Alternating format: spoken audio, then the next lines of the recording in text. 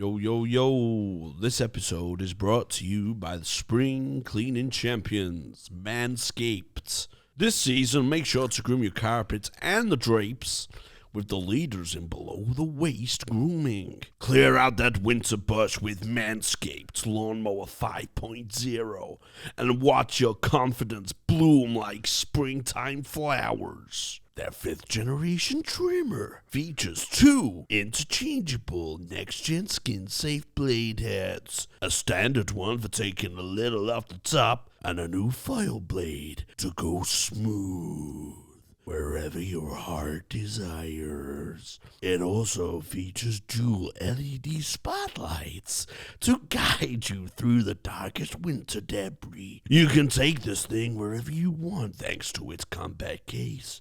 You can use this thing wherever you want to because this bad boy is waterproof. Spring cleaning doesn't just apply to the nether regions. Get the full grooming experience with Manscaped's signature beard hedger pro kit plus handyman electric face shaver. Manscaped is always the right tool for the job. Get 20% off free shipping with the code GREENROOM at manscaped.com. Let's get into the episode.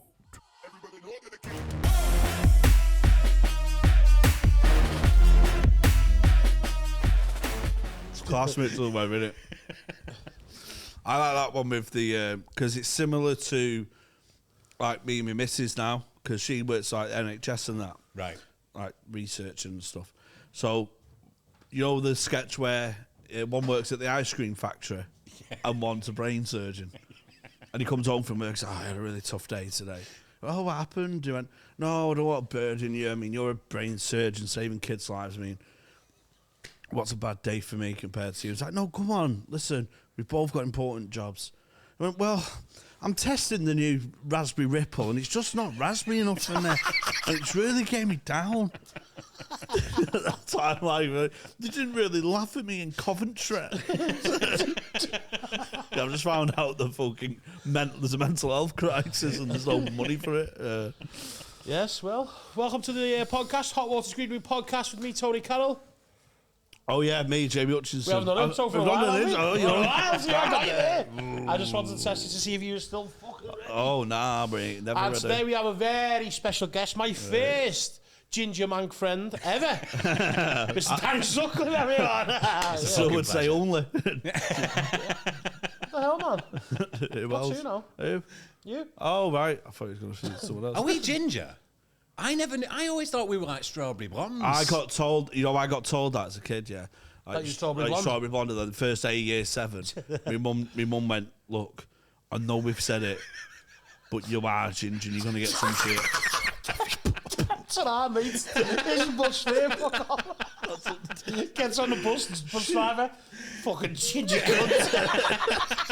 The world changes in a day. Oh, fuck. Yeah, because I was just told, no, it's strawberry blonde. I thought it was an actual thing. Yeah.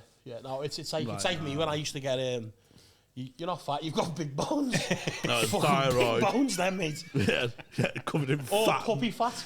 Yeah. You know, it's just a bit of puppy fat. Yeah. I'm Thyroid. 33. I mean, that still goes, it's just a bit of puppy fat. I'm 33, like, get off me. When will dogs stop chasing me? Oh, God. It's been a while, Dan. It's been a while, hasn't it, mate? It really has, mate. How long have you seen each other since? Nothing about now, because obviously you're not from... You live not living in Manchester anymore, are you? Nah, it's one of those, though, we had like a run of seeing each other a load. All the time, yeah. And then just a massive That's what happens in comedy, though, doesn't it? Yeah, so it's lovely to see you. Our breaks, though, is a big break, isn't it? It must be about 14 years or something, is it? Fucking hell. This is envy days, isn't it? Yeah, of Hot Water. Yeah, going right back when in the Hot day. Water first started, it was just been the 15th birthday. Yeah. So it must be 13 years, wasn't it? Because I done a few gigs with you in Manchester, I remember that, you and Basil and stuff, didn't I? Yeah, and stuff like that. They were like the year above us at school. Milo, Mass, Tom Lawrenson, Hannah Platt. We're all coming up and went, oh, look at them year 11s. They're like, give me your SM58. Who else was in Baz and Vince Satter? Yeah, Mulholland. Stan, a couple of the gang. Lane it, actually, who her brother did the film as well. Yeah. That's how I got in with the gang. Oh, but I was it? always loved coming to Envy because Yeah. you had a fucking crew. Yeah, you had yeah. like Adam, like Lewis Calver and Yeah. stuff, Andrew Kearney. Yeah. You know what, I just got invited to Kearney's wedding. Wow. Yeah, lads, the other day. I haven't seen him for fucking, he was like my best mate in comedy.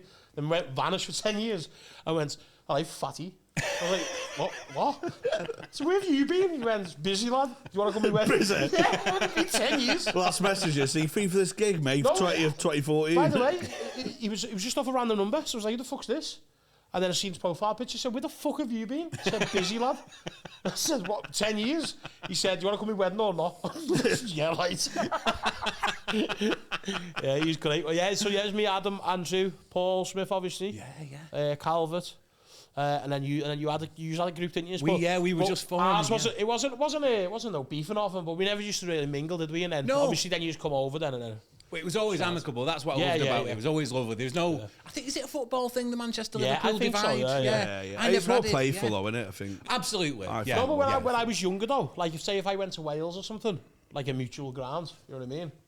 Like if there was Manx there and the Scousers, there was just that tension or that thing, you know what I mean? Yeah. But it has always come from football because the cities are proper very similar, especially the council house estates and stuff like that. Yeah, true. You know, Yeah. that kind of background, that's very similar to Liverpool. You know what I mean? So I think it's just a football rivalry because I think Manchester Sam. We're like second cousins that might kiss at a wedding. We fight, then we fuck. Then we fight, then we fuck. But you'll really like this because you're from Gorton originally. Yeah. You'll like this. One of my first memories with you is I came down to Liverpool to do a gig and it had been cancelled. And I'm brand new, like full of piss and vinegar, but from Droylsden. So, and I remember talking to you at another show. It might have been at Envy. And whoever had organised this gig had just pulled it and not told anyone, any of the Manclot anyway. And then I think we had a mutual, we knew who it was, and I was like, I'm going to twat him. And you're like, why are you going to twat him? I've been going 5 minutes, and you're like, what the fuck are you on about? I'm like, yeah, he put on a gig and then didn't tell us it was going on. And you're like, well, why are you going to twat him? And I was like, I don't know. Is that what I was saying? But yeah, you were sort of laughing about it. Yeah. You're like, why? Like, it just got cancelled. I'm like, because I'm from Droylsden and I think this is what I'm supposed to do. Now we need to fight. Do you know what? I was like that though, yeah. I was like, oh, thank fuck, that's been cancelled. I fucking hate comedy. Shit. But I had no idea, and then I was like, it made me actually think, oh no, this is a different game. I don't need to. And I've never had a fight in my fucking life as well. One conversation with me, I changed his life. He did. He turned it round. Tony Carol Robbins here. I was talking just before off camera where Danny was there for my worst ever heckle, or the one that cut the deepest anyway. Yeah. We did a gig in a Greek restaurant, didn't we? And this lad was on Lucas Kirkby, don't you? Mm-hmm. He's like dead jolly and really friendly sort of stuff. Do you know what I mean? Big guy? No, he's Welsh. Just because you said... No, but he's That all... paint the picture for you, Tony. Yeah. He's all like panto-y, Yeah. And he came on, he's dying on his arse, lad. This guy just walks off like, what's this shit? Walks out, so he carries on doing his sort of thing, going a bit red in the face. The guy comes back because he's left his pint, and he just goes, looks at him again, died twice in the same fucking 5 minutes. But I went on, just stunk the gaff out, mate. 20 minutes of silence, man. And someone just went at the end, nice speech, lad. And then me and him just went out and got twatted with a drag queen. We did. Did you? We did. It was the weirdest fucking night. It was the middle of summer, wasn't it? Yeah. It was the first night of this new gig in the middle of the gay village, downstairs in a Greek bar. No one knew what was going on. And there was no organisation, was there? I think I was MCing. And I was so new to MCing as well. And I was falling out of love with everything. And it was pretty clear cut that the gig wasn't going to work. I couldn't be arsed. And then the minute someone got a laugh, I was like, oh, fucking hell, we might have a show here. Back on here. And then it just tanked again. I was like, oh, you fucking knobheads. At least the night ended well, though. It really did. I mean, this stunning drag queen just made a beeline for us and was like trying to get people in. But yeah, then we just fucking got on it. Oh, is that what... Do you remember? Is that why she did it? I think like it just started, Yeah, they were getting people in. Yeah. Oh, was she just a PR? Yeah. Give 'em oh, free mate, shots would you out. Fuck off, man. Shit. Why did you think it was your mate? Did she Vegas yet? Just approached a lonely man at the bar. Like, we had a connection now. It was Yeah, just, she was getting paid to get you in just there. to get you into GAY after 11. I was all really having a laugh in the Greek restaurant. Look how good he is. And I thought, oh, let's carry on, let's go to Gay Village and that. I'm like, fuck off, Danny, come on. Do you know what? You've got words for her, haven't you, Dan?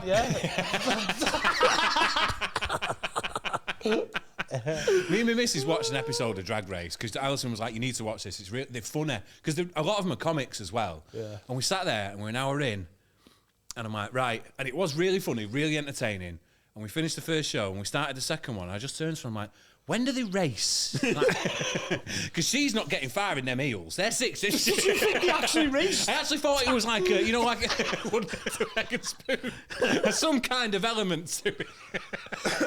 And then I'm like, I'm a builder from Droylsden originally, you know what I mean? And then after like 3 episodes, I'm like, she's just not brought it this week, Alison. She just needs to step her pussy up if she wants to win. This is Drag Race. I'm exactly like that. If Lauren watches like, you know, some like dating show or something, I just go, absolute Josh, you're watching. Well, that's toxic. That's toxic, that. He shouldn't be doing that. He knows she's insecure about her legs. He shouldn't be doing that. It drags you in, didn't it? You know what? I used to come home from work when I worked in a call centre, and while I was getting changed, I'd put, I think it was like Channel 5 on, because I couldn't stand whatever was on Channel 4, and then 6 o'clock, The Simpsons. So I'd watch shows, just have stuff on in the background while I'm waiting for The Simpsons. Anyway, it landed on Channel 5. I know, waiting for The Simpsons in your late 20s. What a lad. Waiting for The Simpsons. Is that drag queen sex? No. Like it's the fucking Wire or something. And then, all of a sudden, the Gilmore Girls, I'd catch like the last 20 minutes of the Gilmore Girls.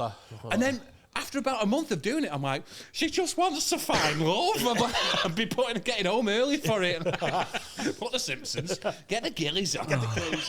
You've recently swapped stand-up for acting. I have, mate. I just fall into that. That's my I literally did fall into it. I got very lucky.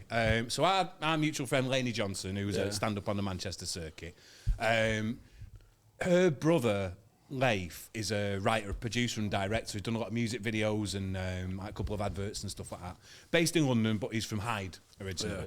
And he came down and had a weekend in Manchester. And we fell in love a little bit. You know when you get a proper bromance going on? I love falling in love with men. Did a couple of edibles. Like, we had a fucking brilliant weekend. Do you miss that feeling? Love it, man. You know when you just like say when someone comes into the group and you're like, oh, I don't know if they're gonna hit them, and then they are the vibe. Yeah. You get it. Fucking You have that great, moment man. together one night where you're like, this is going to be fucking So rare right. when it happens. It's just fucking. Where were you, man? Yeah. Where were you in The Simpsons or something? You had that, didn't we? Yeah. Still love that. Danny, And could you put your mic a bit closer, please? Sorry, my friend. Yeah, is that okay, pal? Thank you, mate. And then lockdown happened. I'd sort of quit stand-up comedy. I was burnt out. I think I did a weekend in like Brighton, and then the next weekend was Glasgow. And I was driving both, and I'd had enough. I was just done. Fucked in it. And I quit, and then a week later, lockdown hit, and everyone else fucking quit. So I'm like, oh, well, fuck you. Yeah. And then Leif rang me after about a month of lockdown, and he's like, listen, I've started writing this script. I want to make a film, and it's about like just lads playing snooker or pool and just getting on it, and it's this sort of a gangster element to it. He went, well, this character, I had your voice in my head every time I was writing him, and I'm just picturing you as him. So do you want to try and make a trailer for it? And you're like, nah, you know, of course, yeah, absolutely. You've written this for me, so yeah. So we got casted. That's cool, isn't it? It was. I was made up. You know Not what I going mean? to auditions and all that. Just like this is written for you, This is written mate. for you, yeah. That happened to Stacey Slater in EastEnders. Really? So you got Stacey Slater written for her. That's fucking brilliant. That's a sick. Did you have to audition, no? No, and the same thing happened to Joe Absalom, who played Matthew Rose in '98. I think Stacey got a raw deal though, didn't she? Because she's like, your first fuck around is going to be Max. With the Mr. Burns haircut. Bradley Max has been through it all, mate. Fit her though. Go on. Oh, well, yeah. And then we got together. We spent a weekend in Oxford and shot the trailer. And then exactly a year to the day that I think we shot it, we got the grant money for it. Oh, sick. And we had 2 weeks in Oxford, booked off. Whole crew was there. And he managed to cast. He got a load of comics in, like Shea Burnley's in it. Oh, sick. Ruth Coburn. Oh, yeah. Smug Roberts. who plays a blind. They all play blinders, but Smug's got this really good scene with us together. And Clint Boone from the Spiral sick. Carpets Yeah. is one of the He's a barmen. barman, isn't he? Yeah.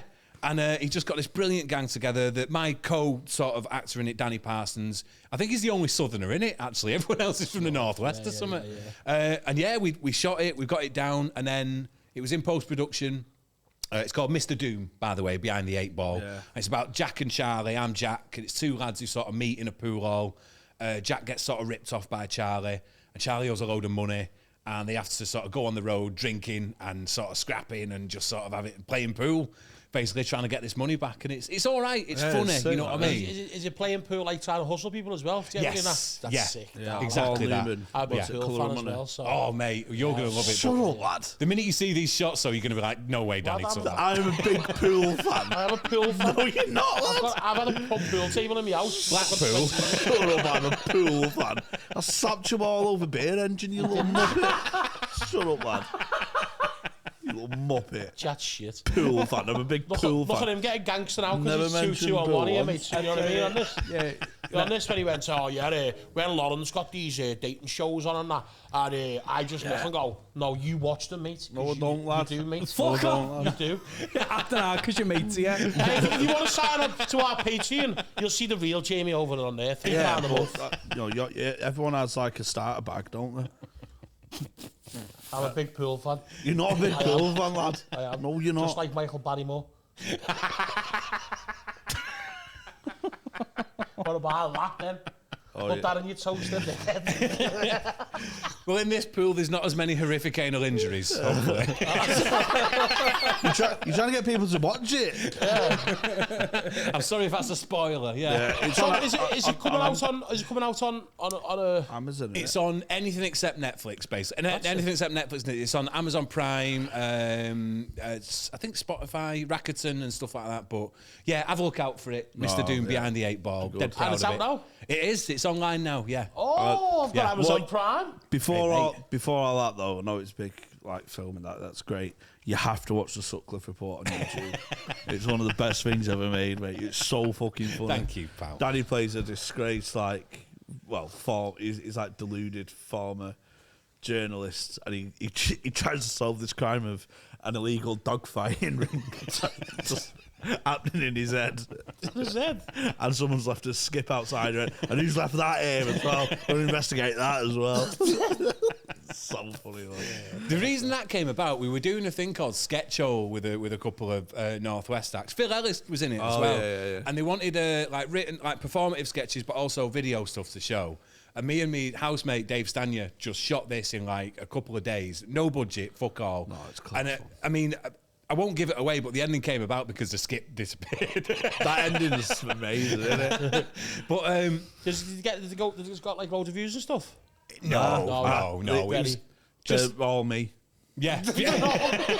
I watch it like every couple of months.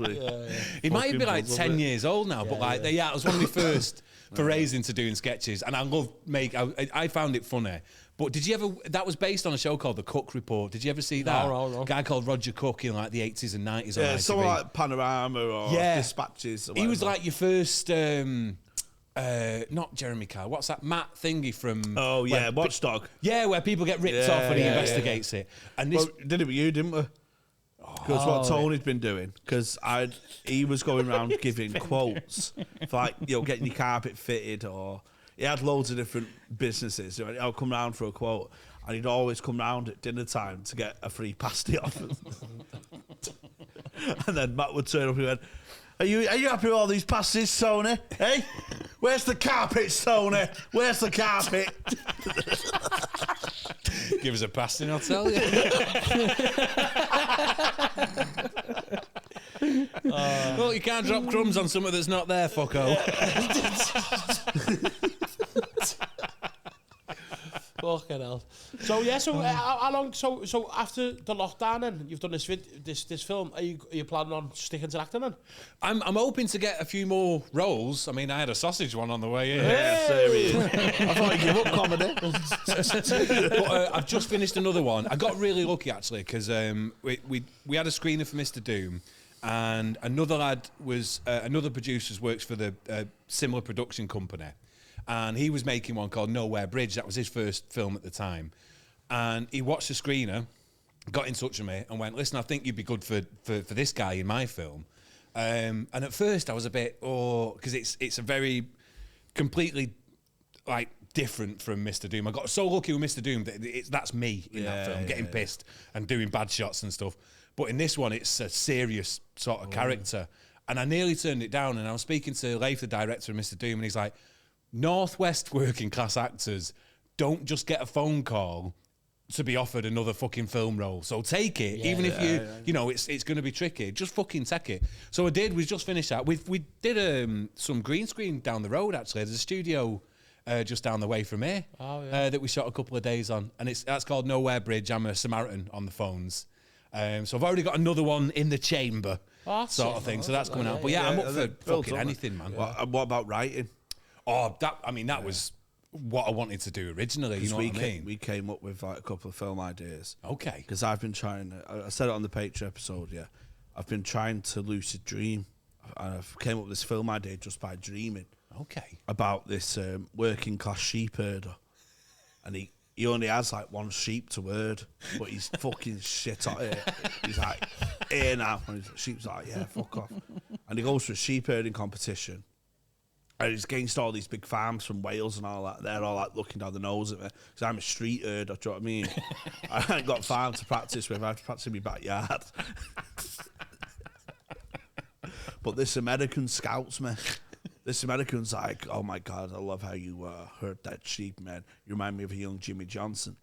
And then Jimmy Johnson turns out to be my granddad, who's ostracised from the family, but he's massive in the sheep herding community in America. Oh. And I go and retrace his steps. And every time I'm in America, here's the juxtaposition here. Every time I'm in England, I think my granddad's a hero, yet he's hated. So I'm against the grain. Okay. When I'm in America, they seem a hero, but I hate him because I knew he was shagging about on my gran. That's your artistic side. Just artistic side. Do you want to write that? That's the battle. Do you want to write that with me? Let's do it. Yeah, I'm in. You send me write a red one on your pop chest. Take your top off that with one on your shirt. Just try and get grand money. Trying to get grand money. This is my sheep. Can I be the scout? Yeah, you can be this American scout. Listen, kid, you got moxie. What? You try to be the American scout? You went. I'm just seeing if how you'd look in your brown hat. Could you play Big Wool? You know them big hats, like you see, like. Have you got any ideas on any films? Yeah, I mean, like there's loads of shit. I do sort of, rather than lucid, I do daydreaming about stuff. I love like zombie stuff. Yeah, I do. I like zombie stuff. I always like. I mean, an episode of like Black Mirror. Have you got your own idea for an episode of Black Mirror? No. Mine was, and don't fucking steal this, big Black Mirrorers. Big writer. I'm glad the next word after Big Black was Mirror. That's the Patreon episode, everyone. Yeah. It's a... they're doing a... Did you ever watch Ghost Watch?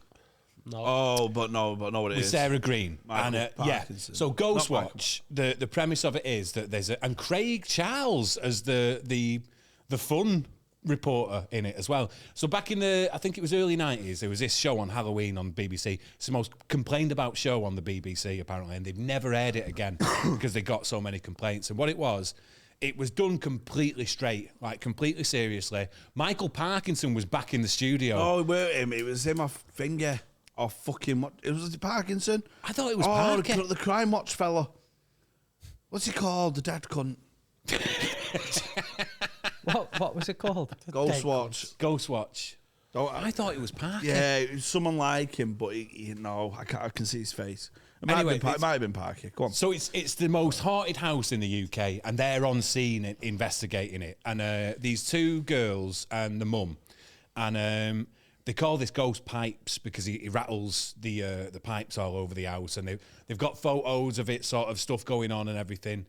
And they're doing it really light-hearted. Craig Charles is out in the street talking to the neighbours and everything. Anyway, as you get towards the end, they go upstairs and they open one of the cupboards, and one of the little girls is rattling the pipes, and all the camera crew are like, "Oh, this is a load of shit! You've duped us and all this." And they start walking out, and they're like, "Right, that's it. That's the show over." Sarah Green's like, "Really sorry, this is live TV. You know how it goes sometimes." And then the screen like sort of goes fucking weird, and then they all start getting like possessed or taken over. Whoever's the reporter is back in the studio. It was Parkinson. Was it Parky? Oh, yeah, go on, Parky. Gets possessed by the ghost of pipes and starts interfering with the television waves, and then the screen just fucking goes blank. Like, all chaos in this house, and then it just fucking cuts. Run credits. And if it was one of them where, because it was like the 90s, if you didn't see it, like I went to school on the Monday, and I was like, "Did you watch Ghost Watch?" I was at my nana's. I was like, "Did you watch Ghost Watch?" And everyone in my class was like, "No." And I had to go for like a decade with this thing in my head. Was it real? No, Parkinson got possessed at the end. Everyone's like, "Shut up, you fucking weirdo." Yeah, because there's no social media back then. That was it, yeah. And you can get it on. It's all on YouTube now. It's well worth a look. But it was mental, and it was fucking harrowing. You Did know anyone what I mean? say to Parko after it? What happened there, lads? Nothing. No follow up. Like, none of the other cast ever spoke about it. But the BBC were trying to put it under because it got so complained about. So they were like, "Right, no statement. Fuck all." So mine is my Black Mirror. It's a bit shit now, but they're trying to do like a fake but real zombie strike. So what they're doing, all the emergency forces in the UK have got select camera crews with them on Halloween, and we're going round and there's sort of hints that, like, you know, something's happening. Everyone's dressed up and kicking the fuck out of each other and all this. But then right at the end, shit starts going down, and there's actually a zombie apocalypse happening live, and we're filming it in the UK and streaming it. So people are getting attacked, and people at home are going like, "Fucking hell, you've got a good budget here." And then at the end, you know, Dermot O'Leary is hosting it, and then he gets fucking done over. And then it's just carnage in the streets, and then that's Black Mirror, everyone. That's me idea for that. I like Yeah. that. I had one that I wanted to go on Dragon's Den, but I can turn it into a Black Mirror episode. It's where you can program your dreams. You have like your little electrodes on your head. That's very Black Mirror. And you type in a storyline that you can live to. And then people get addicted to it, and they don't want to go and work anymore, and they're like necking sleeping pills and just typing loads of mad shit on. And they get that depressed. Because they're in the real world. They get so depressed with the highs and lows. They type in, they want to kill themselves in the dream, and then they wake up and kill themselves. It's all about live your life, bro. That's the episode. Black Mirror, live your life, bro. You got any Black Mirror stuff? Me? Yeah. No. What? Anyway. I'm not too sure. But I like zombies and stuff, so... I like pool. Maybe zombie pool tournament. Pool. A zombie pool tournament. Sounds like a Game Boy Color game, that, doesn't it? Zombie pool. Zombie pool. There's a Chinese writing on the side of it. Game of zombie pool. Shut up, that. No, not really. I've only ever seen a couple of episodes of Black Mirror as well. Not really The new series is fucking harrowing, man. Is Like it? the Chris O'Dowd episode is brutal. Yeah, like, tears. Really, yeah? What's your favourite zombie film or thing? Probably 28 Days Later. Belting. Yeah. Have you ever seen Dead Set? No. Which was written by Charlie Brooker. Oh, was that the Big Brother one? Big Brother house. Zombies in the bit. Well, outside the Big Brother. It's a fucking belter, that, Tony. Is it, yeah? Well worth a look, mate, yeah. Is it low budget, though? It is quite low budget, but they've got enough that it's a good story. Got Davina McCall in it. It has. They get Davina in, and the writing is phenomenal. Oh, sick. There's one good, point when bro. producer Patrick gets a mobile phone and calls it a robot's bollock, and just flings it. Like, that's one of my favourite fucking scenes. But yeah, very well worth a look, mate. I'll have a go at that one. And all the cast and crew in the Big Brother house don't know what's happened outside. Yeah. It's like, did you see The Walking Dead, obviously? Yes. But I thought after the first one or two series, it just went stupid. I think after, You know what I mean? was it Regan? Yeah, I think it was just before After that. I he think got- I after just he lost, goes. lost Didn't something happen where they had a lot of change of production staff and producer? I think Frank Darabont went very he went on early. strike, didn't he? Yeah. He did, yeah. So like there was loads of shit that happened in the background that ended up ruining it because the comics were all right. I really enjoyed the book of it. Yeah. And that just ended abruptly as well. Did it, yeah? He just decided one day, he's like, right, you're fucking done. Yeah. But he also did a show that's on Amazon at the minute called Invincible, which is his take on superheroes as well, Robert Kirkman. And that's well worth a look. Yeah, he's fucking belting. Yeah. I don't really get into any of that fantasy stuff, mate. So yeah, I'm a big fantasy stuff. Like, I'm into that. Yeah. Stuff. Yeah. You like proper. Like Yeah, he really. likes falling in bed and stuff. You know what I mean? Channel 4. Yeah, but zombie four in a bed, mate. I found a zombie poo. 6. We put a pound in. Underpaid me 20 quid. Gee, you could. I'm glad I'm dead because that would have killed me. Yeah, because Jamie watches EastEnders. Jamie's a big fan of EastEnders. Really? Massive fan. And he watches the old episodes Do you know? as well as the new ones. Do you know what though? Joe, since Martin died, I've not been able to turn it on. Martin Fowler? Yeah. Martin's not dead. Yeah. No way. Yeah. You just spoiled it for all of us. Catching up. He died in I'm Feb. in 1996 at the moment. Thanks, Jamie. He died in Feb, bruv. What happened? He died in real life. Steel beam fell on him. Oh. And it's trapped and it's called pressure shock. No, It's when you get when a car Yeah. thingies, you can't reverse out, can you? Because you go "Ugh," and die. because all the toxins flood up to you. Shit. Fucking heart. Yeah. And so Stacey knew he was going to die, and he sort of knew it. He sort of knew by the end, and I've not been able to watch it since. Just put an apple in his I was mouth just- and hold his nose. An apple from what his, you would've wanted. an apple from his stall. Go and join Granny Smith, Martin. Holding your own nose. Like, no, it's that. Oh, you fucking stink. When I worked at Tameside Radio, RIP, it's still going, but You're not there. I'm not there. And I'll burn it down.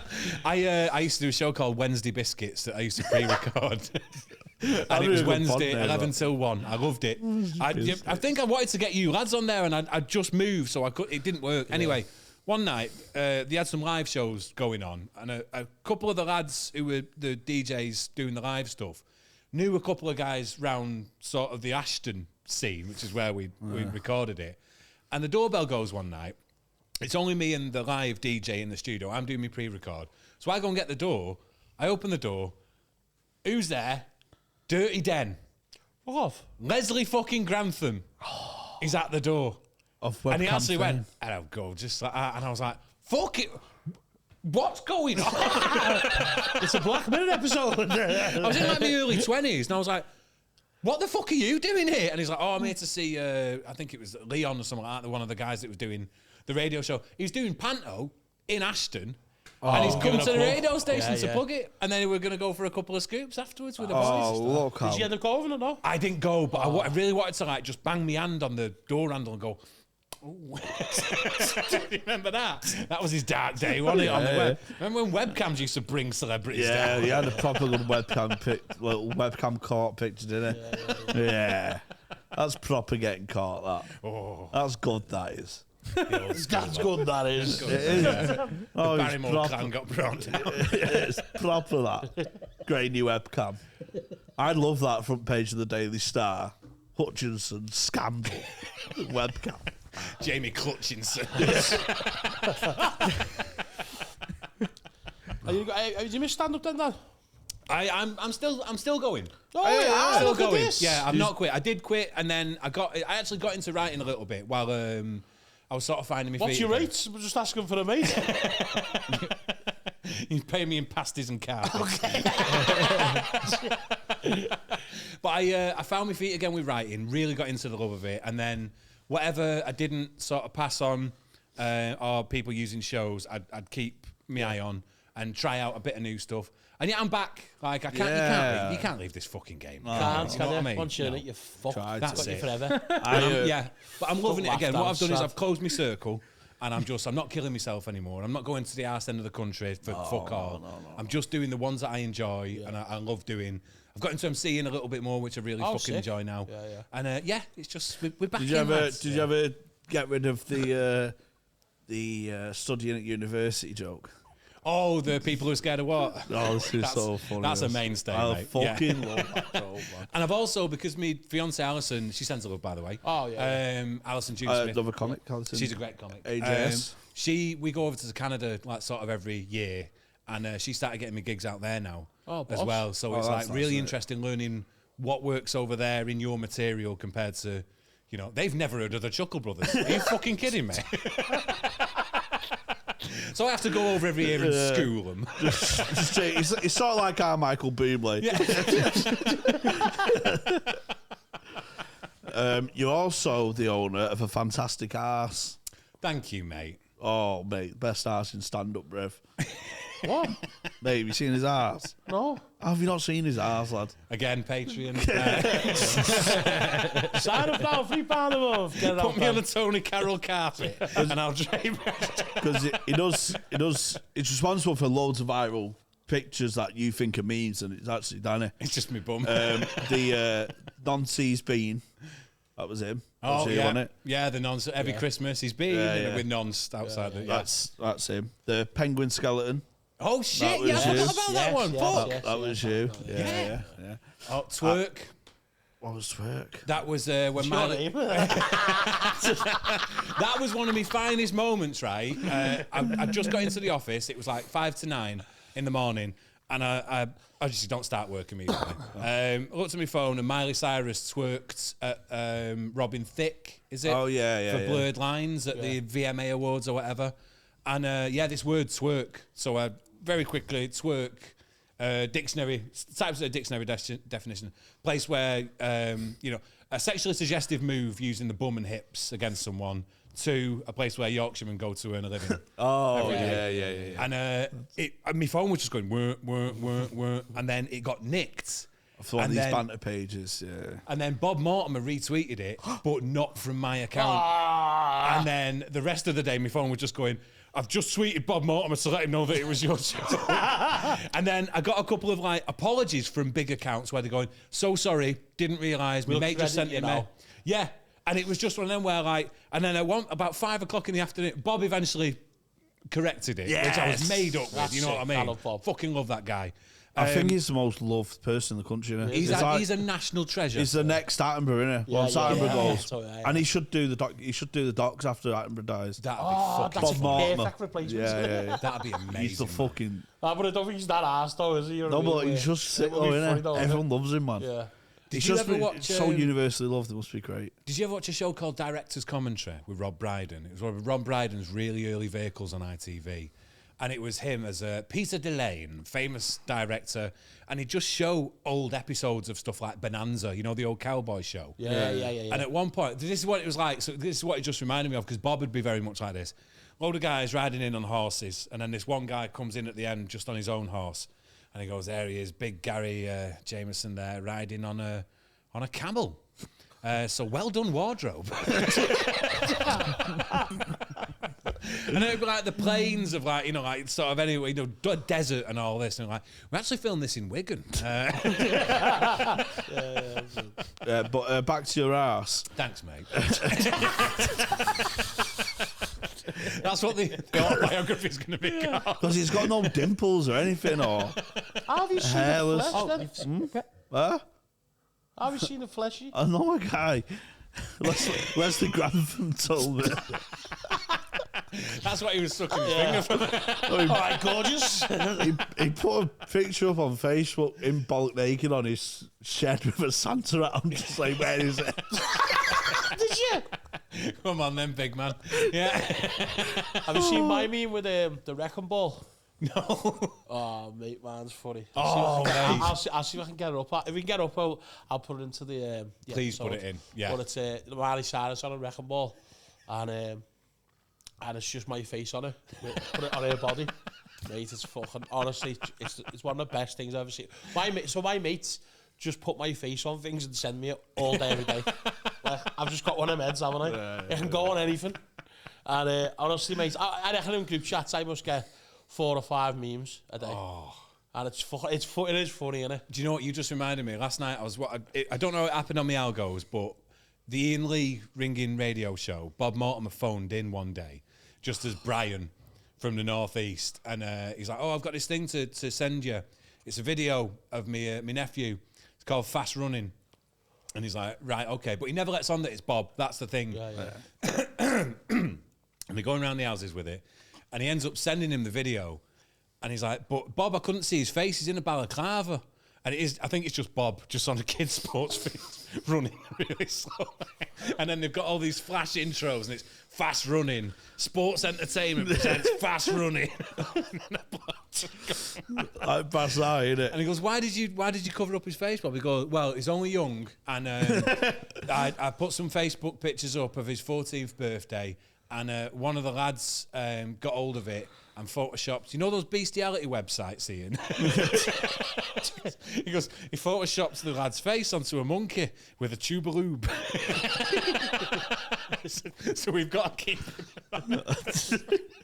It's fucking bizarre. What's that called? It's put Bob Mortimer, Ian Lee on Oh, YouTube, that's and it's one of the first things that will come up. Fucking love him, Bob man. Mortimer Fast Running. Oh, so good, isn't it? I love all that shit, mate. I loved the Brass Eye one, do you know, where you get all the like Birdman into an anti-pedo campaign. Oh. And Richard Blackwood's like, whoa, there's fumes from the keyboard, man. Because they go, and they actually have, they can send fumes that come through the keyboard that knock the kids out. Yeah. So if you can just say, like, oh, you're feeling lightheaded, like, Richard Blackwood's like, whoa. I'm feeling suggestible just from being near this. Yeah. And I'm talking nonsense. That's what it was. Yeah. So funny. When was last time you gigged then? The other week I was at Leeds you? Hi-Fi. Oh, was you? Oh, sick. Yeah. Get in there. They've got early shows now. They've got an early show and a late show. Oh, nice. So it's nice. double for your Saturdays. The Pie Minster. Fucking next door. Come on, lads. Pie and mash. Do you know what? I had such a bad gig there one night that there's a Pie Minster one side, a Five Guys next door, and my entire set I was counting down how long it'd be until I was in Five Guys next door. Oh, yeah. That's another one bombed. 7 minutes now. I've seen that before where I'm like, especially if you're closing, and you're like, fucking hell, this better not overrun, man. I want to make that fucking curry. Yeah. Just checking where Indians close and that. I was at a show one night and I sat next to Davy Johns, and Davy was closing, and the runner come over to us. I think I'd just been on. He goes, right, Davy, we're just finishing this break up. Last couple of people at the bar. I think we're all set. He's like, I know you're scheduled to do 20, but listen, if you're having fun, 25, 30, whatever you want, just have fun with it. And you're like, all right, thanks, son. The kid walks away, and Davy just leaned in and went, fucking 20. Yeah. I love it. At certain points, like you're hard and stand-up, you do like the extra bit of time, don't you? Yeah. But when you're just bored, when you do 4 gigs a week, and suddenly you get to that 4th gig, and they say 20 minutes, or you do half an hour, you're like, yeah, nah, I'm doing 20. I think that's the You're sign of a paying me for comedian. 20. Yeah. It's come now. Get emails now. It's like fucking closing sets, half an hour. I've seen it 35 minutes. Like, Who fuck what? off. Too long. Sunday. The attention span in there. Yeah. Jingling Fucking keys Sunday. 15 minutes in, aren't you? You know what I mean? Yeah. The kids don't want it. Like here on a Saturday, it's MC 3:15s, bang. Lad, it's so easy, isn't it? Lad, That's it's a like, dream. Yeah, You know what it's I mean? so Because easy. it's easy for you. It's lovely for them. Yeah. You know, it's just, anything shorter or longer. I think that's why it's so successful as well, because they just stick to the guns, lad, don't they? They don't like, and you get a bollocking if you go over. You know what I mean? Apart from me and Jamie. I know. I've not You done. just go. We know what you're gonna do, so just do it. I've not. Yeah, I Thank get. you. I've not done 15 since I was doing gong shows. Me, lads. Fucking drag me off this stage. Who was it that's famous for going over? Patrick Monaghan. Yeah. I've got a bit of his gene. Basnett told me a brilliant story once. He said, Patrick was opening at this one gig and closing at the other, and vice versa. So times needed to be tight. So he said, I'm trying to explain this to Patrick, and he said, right, 20 minutes, you're off stage, you're in the car, and you're doing the other gig. He's like, where do you want your light? And Patrick goes, give me a light at 5 and I'll start wrapping up. Patrick was mad, mate. I did a gig with him once in Hartlepool. It's only like a pub gig and stuff. And he got flashed and he'd only just finished hugging the crowd. He went and hugged every person and then started. And he got flashed when he just got on stage. Yeah, he was class though. He kills it, man. Seen it, haven't you? Yeah, I've seen a long time ago, don't you? Oh, I've got to tell you this. I did a gig in D-Town the other week in Droylsden. Oh, where? It's called the Jam Works. Oh my God, it's rough there. Do you know what? I thought it was because I've tried to do shows in Droylsden before and they didn't want it. There's something about our area where they just don't want it. There's Like, one and in if the you're there, Buxton as well, I think. yeah, they'll fucking have you. They smell blood immediately. Like, right, fucking go on then. But this one was completely different. And apparently, the way this pub came about was there's a place down the road called the Lazy Toad, and the guy that runs the Jam Works, Darren, got barred from the Lazy Toad. What, you got barred from the Lazy Toad? Got barred from the Lazy Toad. No way. Yeah. Lad, Lazy Toad, you'd get barred just like, you'd get barred for like fucking infringing the copyright, the frog outside. We get... You've come dressed as this frog, you're taking the piss. Got barred for a week. You big lazy toad. Got open spots trying to put you on. What have I done to you today? What have I done to you today? Has he come after me a few times? Fucking straight in there for the jug. No, Twice now. I don't like poo. I don't like a frog. he's the one I told you about where when I used to go in the Lazy Toad when I was like 18, 19. He used to give you sentences. Like you'd go, You would. because I had been sick on my shoes again. He'd go like that second offence. But when he tells the story, he goes, I was like, is this where you had a book? He's like, yeah. He had like a little. He had a book. He was the knobhead. He used to stand there and like see us coming in from another pub. Because they had a late license, and you'd go, nope, you still got a week to serve. Yeah. Like, fucking hell. He thought he was fucking Tony Soprano. Oh, he's unbelievable. With a Lazy Toad. Yeah. Anyway, so Darren gets barred, and then about a week later, word gets round that goes, if he's going to come in and apologise, then I'll let him back in. So he goes to go in, the doorman goes to stop him, and he's like, listen, I'm trying here. So they let him in. And he goes in, and it's like literally, record scratch, your pub goes quiet. Like someone just sort of cleaning a glass like that. And he goes, are you here to apologise? And Darren goes, no, you fat cunt. That's class, that. You know what I'm going to do? I'm going to open 2 bars down the fucking road and I'm going to shut you down, you fucking arsehole. And mark my words, and then walks out. Anyway, 4 months later, buys 2 fucking bars. 5 minutes spitting distance from the fucking place. One called the Jam Works, one called the Snug. They're thriving. They got a brilliant comedy night. Fucking packed every night. Friday and Saturdays, fucking can't get in. Sick. Lazy Toad, he's just cleaning his glass on his own now. Oh, so Empty book, empty book because no one comes in. All right, you're not bad anymore. Come back in. You'll be getting a call soon. I was just saying, get a day. Come on, lad. Yeah, come on, Jamie, lad. Your sentence is over, lad. Yeah. But this is the best of it. So my dad's telling me all this the day I'm about to go and do the gig. Are you running? Are you like comparing it? No, I was closing. on. You know what? Right. I applied because I just wanted to see what was going to be like because it sounded lovely. That's where you're from as well. Yeah. So I'm like, and a couple of my mates from school came in, and it was really lovely to see him. So anyway, just about to go and do the gig, I dropped my dog off at my mum and dad's. Obviously, 'cause it's my baby. I'm like, right, I'm going to go and do the show. My dad goes, just so you know, Darren, who I was telling you about, so I used to work with him on the tools. I was training him as a plumber. Just say, if he comes home and says, are you Roy's lad? Or if you let on, say, I'm Roy's lad. And say, oh, no, he used to work with you. He always said you were a useless cunt. Like, and I'm like, I'll get him. Don't worry, Dad, and all this. So I'm stood at the bar waiting to go on. And this bloke sort of goes to move round me. Big fella. And then the light from behind me just disappears. He's that big. That giant haystack fucking stood in front of me. He went, are you Roy's lad? I'm like, oh, fuck.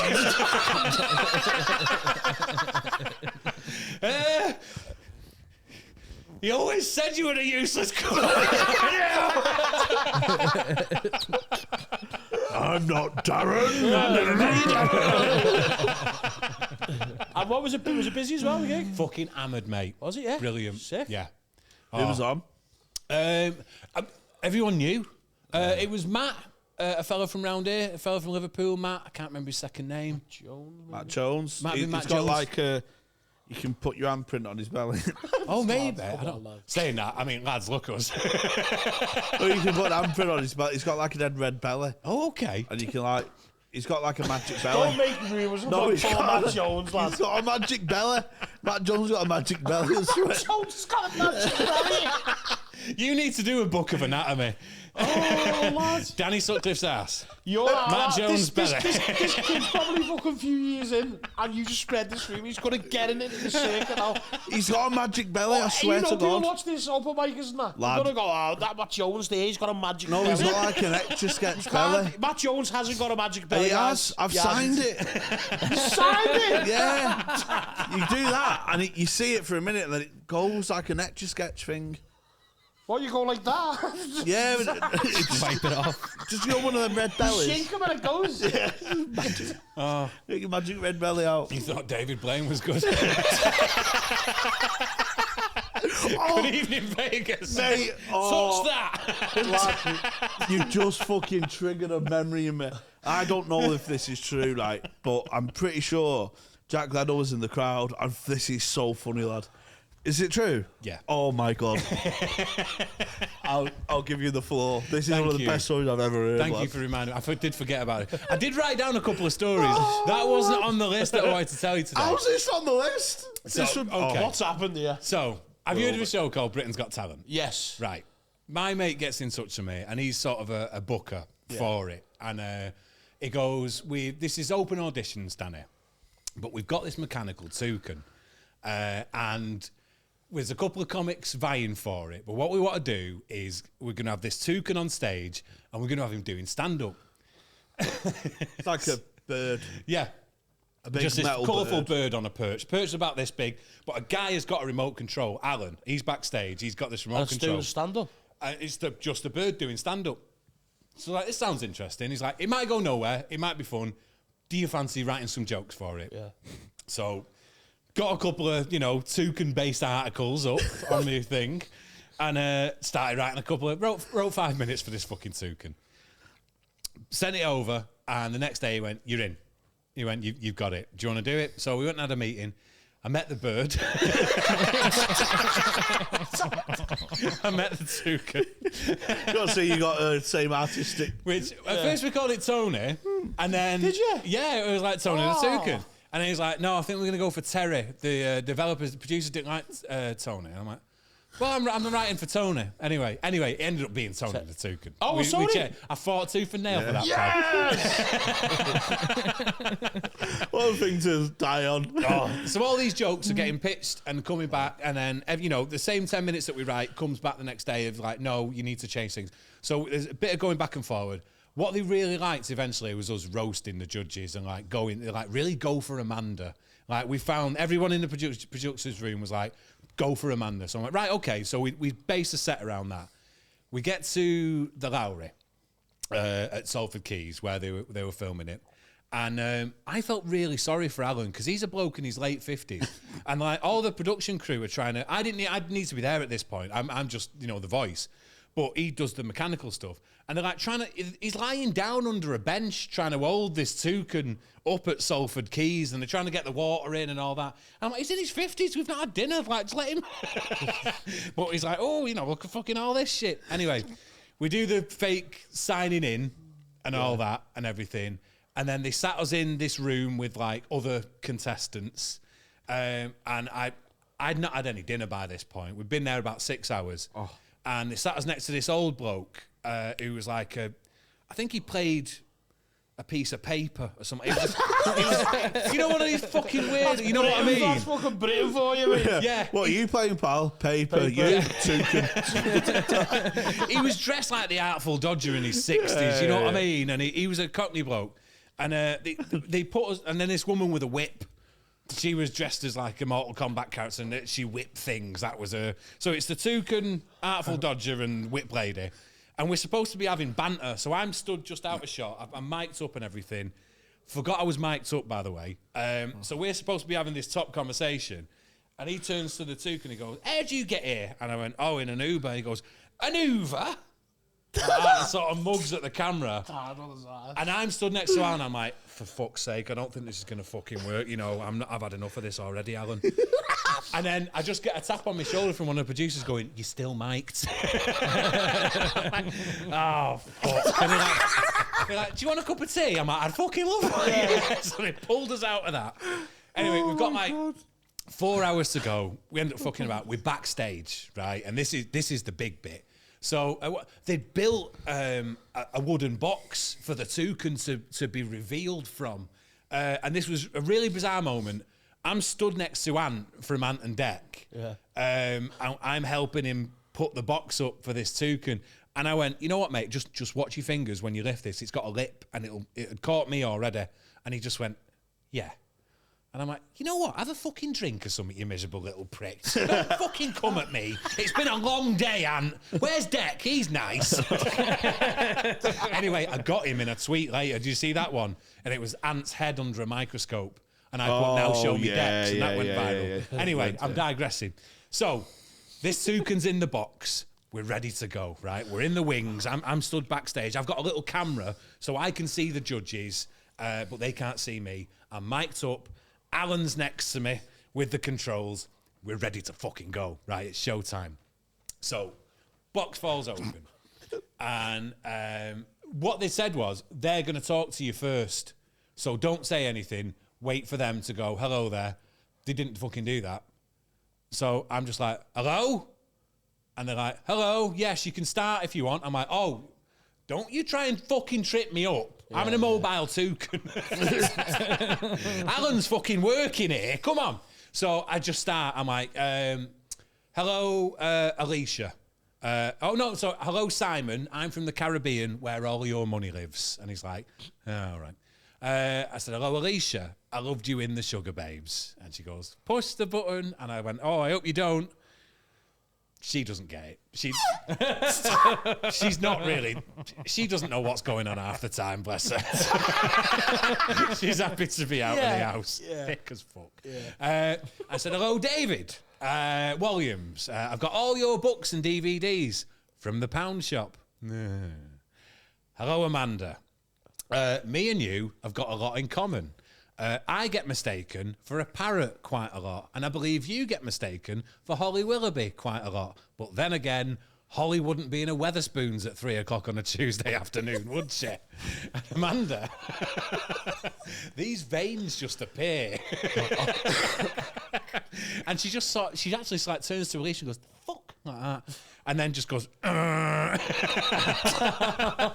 it is so loud, lads. I can't tell you how fucking loud it is. They do it on purpose, apparently. Because I've seen acts go like that. Yeah, after it's to shake you. It's to really unnerve you. So anyway, but my mate had told me, he's like, "Keep going. If you get buzzed, just keep going. Don't worry about it." So I did a couple more gags. Alicia at one point, I actually did some material. And Alicia's like, "I don't get that one." I'm like, "Oh, well, you wouldn't, would you?" But I'm coming across the sack.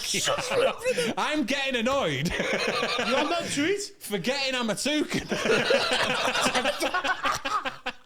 Fuck off, you. Don't you fucking start, right? Alan can't keep up the controls. Like that. Mystique, miss shit. I tell you fucking what. So eventually, David can tell I'm bombing. And he actually gives me a graceful death. He presses the thing. And then Amanda pushes Alicia's fucking buzzer.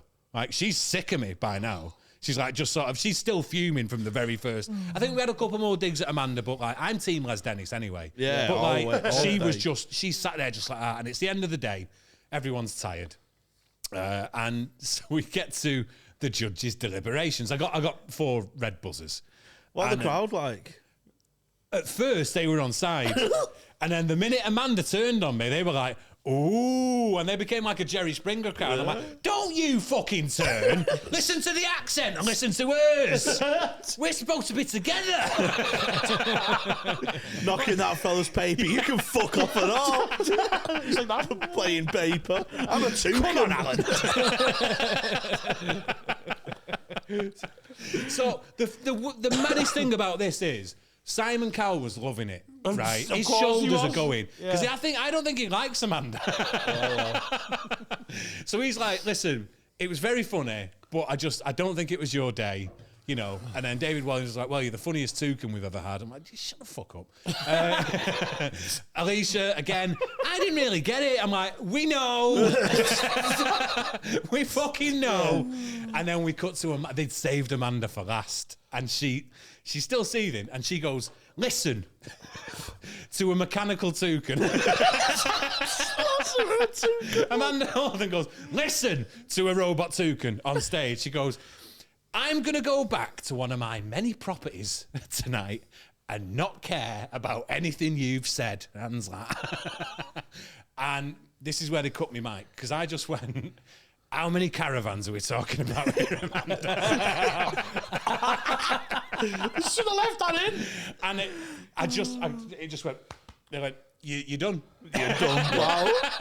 Wow. Because I was waiting for his book, because I went to go, and like, they just went, cut his fucking mic, yep, you're out, come on. And then the next thing I know, we're in the car park, and I'm stood talking to my mate, and he's like, we had a go, and Alan's like, I don't know what happened.